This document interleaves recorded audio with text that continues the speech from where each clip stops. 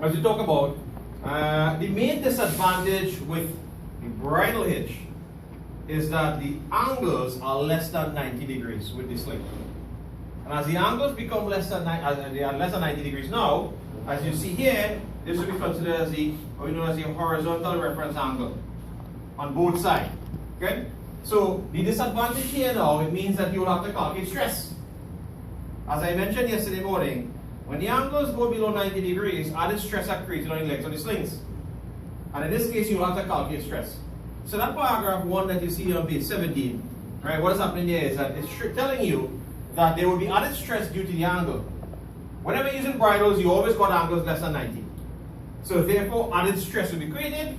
And with added stress, it means that, right, you'll have to calculate stress, right? You'll have to measure the length of the sling, right, and you have to measure it from the surface, and that'll give you the load angle factor. Load angle factor times weight times distribution gives you stress per leg. Right, so that becomes a disadvantage. So just remember this, anytime you go to use a bridle now, right, you have to calculate stress. That's a fact. Okay? Any questions on that? Good to go, right?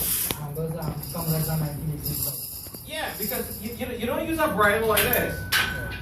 In a vertical. I just show you, right?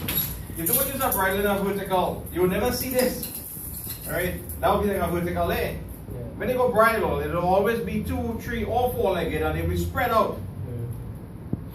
If you want to use vertical, I mean you take a vertical sling or a single leg sling, and that's it. Bridles are not used like this.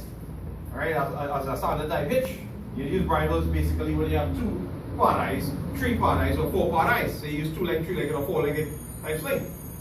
Excellent. The question is it. Alright, let's go to sling hitch number 3 now. Sling hitch number 3.